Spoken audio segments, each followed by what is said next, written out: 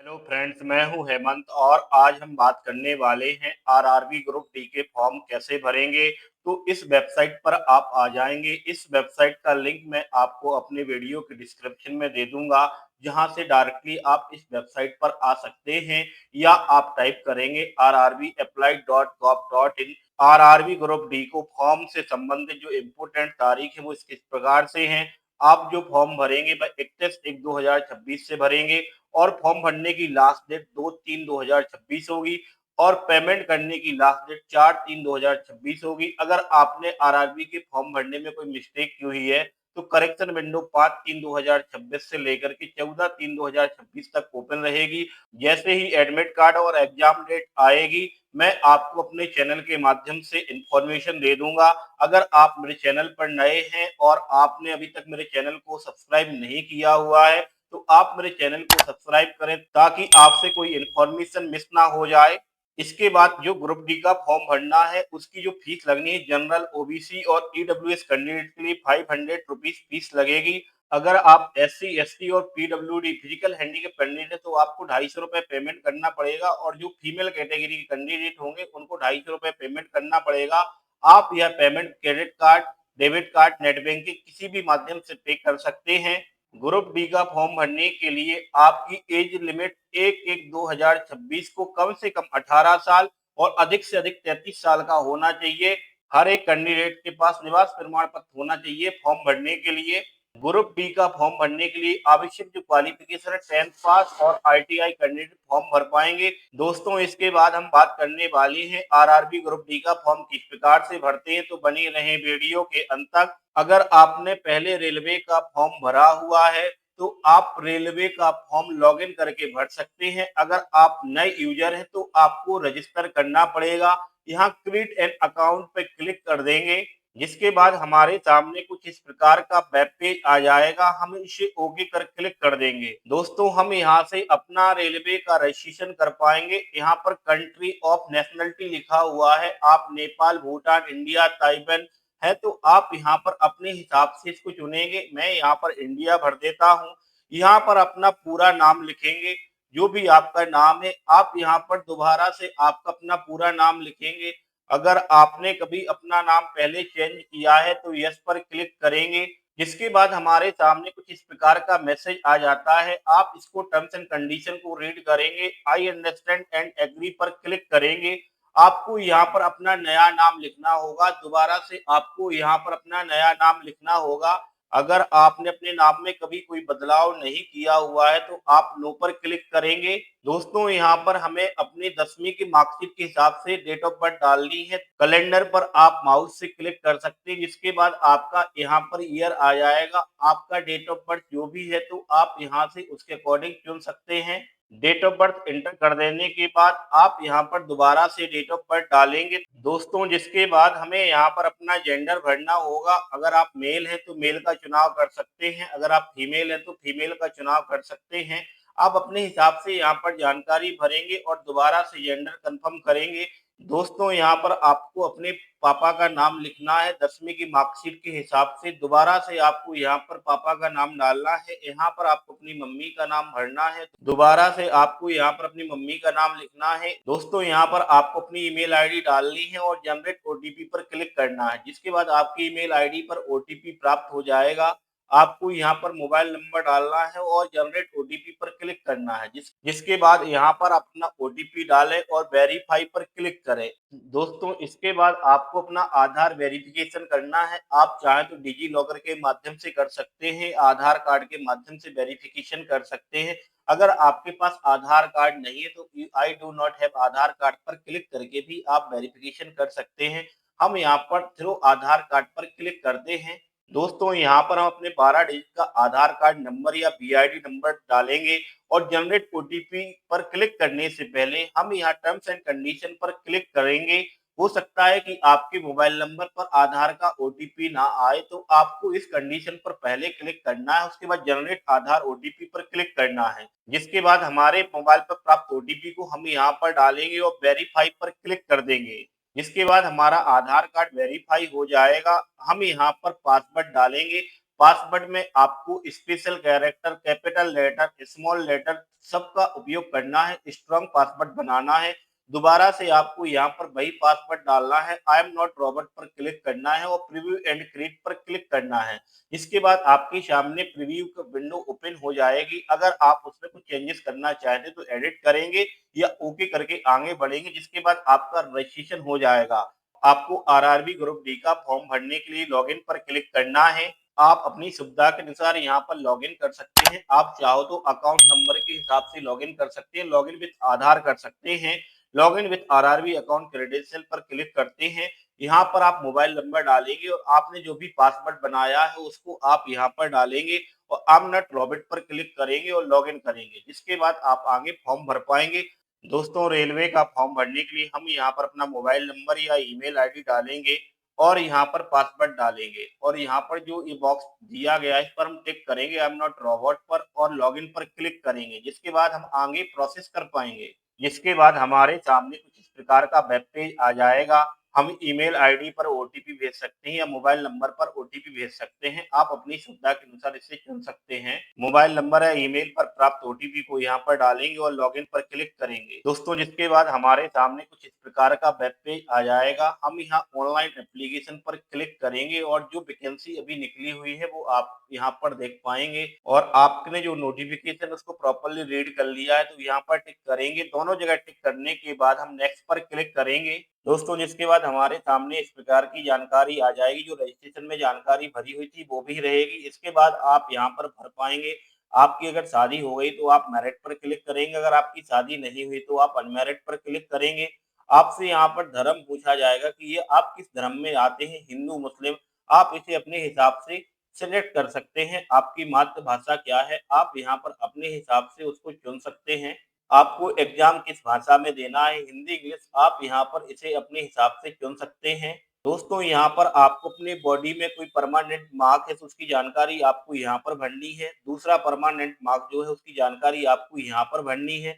इसके बाद आपको यहाँ पर भरना है कि आप किस कैटेगरी से आते हैं, general, SC, ST, OBC, EWS.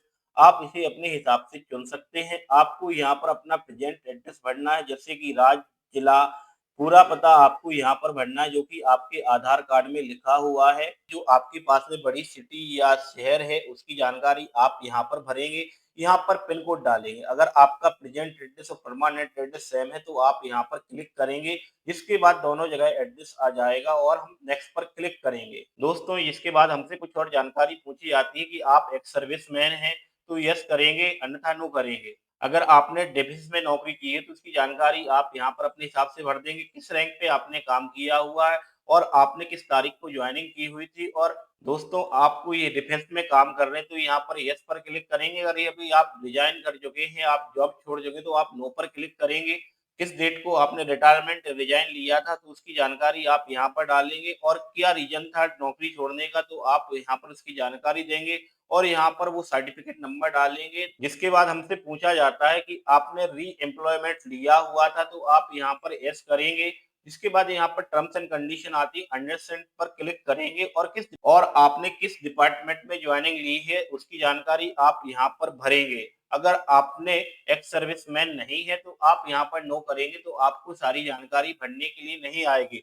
इसी प्रकार से अगर आप विकलांग हैं तो यस करेंगे, अन्यथा नो करेंगे। अगर आप यहाँ पर यस करते हैं तो आपको यहाँ पर भरना पड़ेगा कि आपको किस प्रकार की विकलांगता है तो आप यहाँ पर लिखेंगे और उसकी दूसरी कैटेगरी क्या रहेगी तो आप यहाँ पर लिख सकते हैं कि आपको किस प्रकार की प्रॉब्लम है।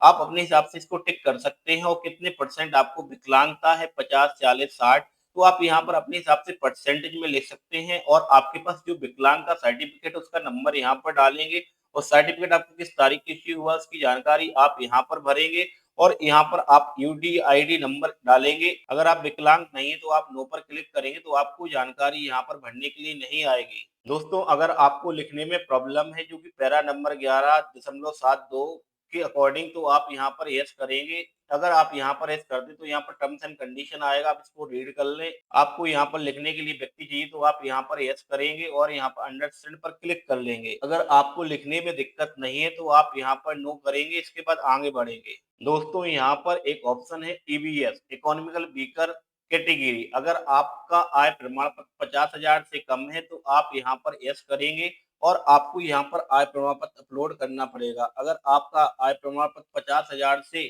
अधिक है तो आप यहाँ पर नो करेंगे। इसके बाद आपने अगर रेलवे में काम किया हुआ है तो यस करेंगे, जिसकी जानकारी आपको यहाँ पर भरनी होगी। अगर आपने रेलवे पर में काम नहीं किया हुआ है तो आप नो पर क्लिक करेंगे। अभी आप किस डिपार्टमेंट में काम कर रहे हैं, आप नहीं कर रहे हैं तो आप इस अकॉर्डिंग जानकारी यहाँ पर भरेंगे। दोस्तों, अगर आपने रेलवे में ट्रेनिंग ली हुई है एनसीबीटी के माध्यम से तो आप यहाँ पर यस करेंगे।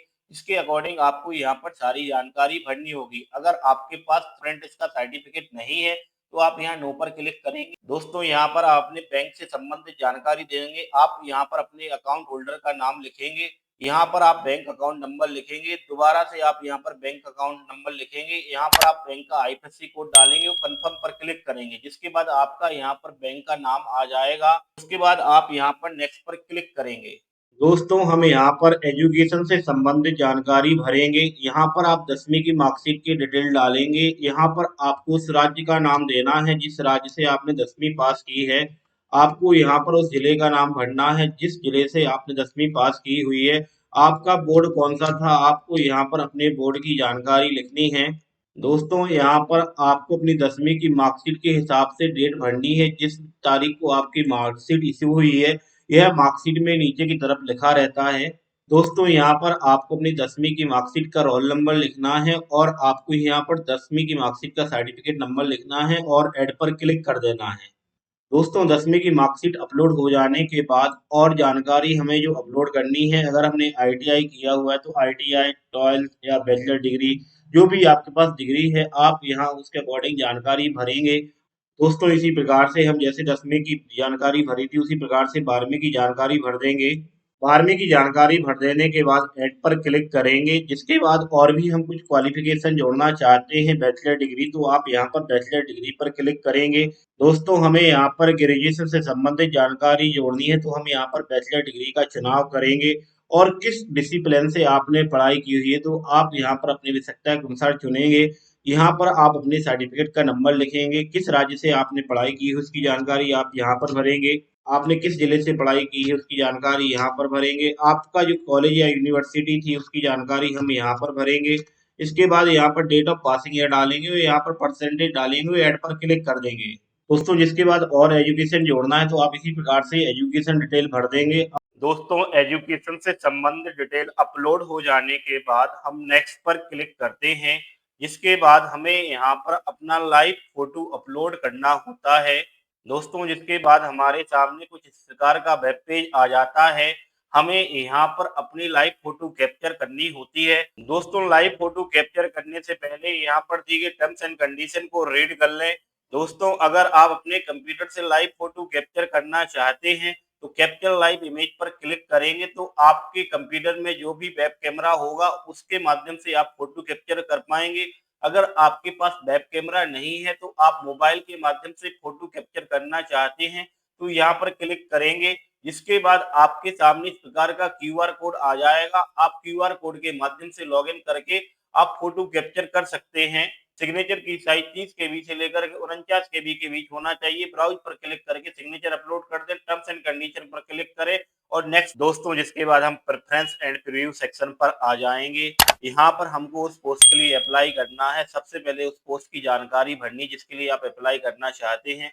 आप इसे अपनी आवश्यकता के अनुसार फिलअप कर देंगे। सारी पोस्ट भर देने के बाद टर्म्स एंड कंडीशन पर क्लिक करेंगे और यहाँ पर जो टर्म्स एंड कंडीशन दी गई उसको रीड करके टिक करेंगे और यहाँ पर उस प्लेस का नाम भरेंगे जहाँ से हम फॉर्म भर रहे हैं और सेव पर क्लिक कर देंगे। डेटा सेव हो जाने के बाद हम प्रीव्यू एप्लीकेशन पर क्लिक करेंगे। अगर हम अपने एप्लीकेशन में कुछ करेक्शन करना चाहते हैं तो कर सकते हैं, अदरवाइज हम इसे आगे बढ़ाने के लिए यहाँ पर टिक करेंगे और सबमिट पर क्लिक कर देंगे। इसके बाद हमारे सामने कुछ इस प्रकार का कंफर्मेशन आएगा। इसके बाद हम सबमिट पर क्लिक करेंगे और आगे बढ़ जाएंगे। जिसके दोस्तों, हमें पेमेंट करना है तो हम यहाँ पर देख पा रहे हैं हमको 500 रुपीज पे करना है तो पे विथ एसबीआई पे पर क्लिक करेंगे। यहाँ पर टर्म्स एंड कंडीशन आएगा, उसको रीड करेंगे और प्रोसेस पर क्लिक करेंगे। दोस्तों, जिसके बाद आप अगर यूपीआई के माध्यम से पेमेंट करना चाहते हैं तो आप यहाँ पर क्लिक कर सकते हैं। क्रेडिट कार्ड, डेबिट कार्ड, किस माध्यम से आप पेमेंट करना चाहते हैं आप अपनी आवश्यकता अनुसार चुनेंगे। हम यहाँ पर यूपीआई पर क्लिक करते हैं। यूपीआई आईडी के माध्यम से क्लिक करना चाहते हैं तो यहाँ पर क्लिक करेंगे और यहाँ पर यूपीआई आईडी डालेंगे। अगर क्यूआर कोड के माध्यम से पेमेंट करना चाहते हैं तो यहाँ पर क्लिक करेंगे और पे नाउ पर क्लिक करेंगे। दोस्तों जिसके बाद हमारे सामने क्यूआर कोड आ जाएगा, हम इसे स्कैन करेंगे, पेमेंट कर देंगे। जिसके बाद फाइनल प्रिंट आउट निकाल लेंगे। अगर आपको प्रिंट आउट करने में कोई दिक्कत आ रही तो आप दोबारा से आरआरबी की वेबसाइट पर लॉगिन करेंगे और एप्लीकेशन हिस्ट्री में जाकर के आप अपना प्रिंट आउट निकाल सकते। अगर आपको फॉर्म भरने में किसी भी प्रकार की प्रॉब्लम आ रही तो आप मुझे कमेंट बॉक्स में जाकर बताएं। दोस्तों आपको मेरा वीडियो कैसे लगा तो कमेंट बॉक्स में जाकर बताएं। अगर आप मेरे चैनल पर नए हैं और आपने अभी तक मेरे चैनल को सब्सक्राइब नहीं किया हुआ है तो आप मेरे चैनल को सब्सक्राइब करें। वीडियो देखने के लिए आपका बहुत बहुत धन्यवाद। अगर आपके पास आपका पासवर्ड नहीं है तो आप फॉरगेट पासवर्ड पर क्लिक करेंगे और अपना पासवर्ड फॉरगेट कर सकते हैं। दोस्तों पासवर्ड फॉरगेट करने के लिए फॉरगेट पासवर्ड पर क्लिक करेंगे। इसके बाद आप यहाँ पर अपना ईमेल आईडी या मोबाइल नंबर डालेंगे और यहाँ पर डेट ऑफ बर्थ डालेंगे और आई एम नॉट रॉबर्ट पर क्लिक करेंगे और प्रोसीड कर देंगे।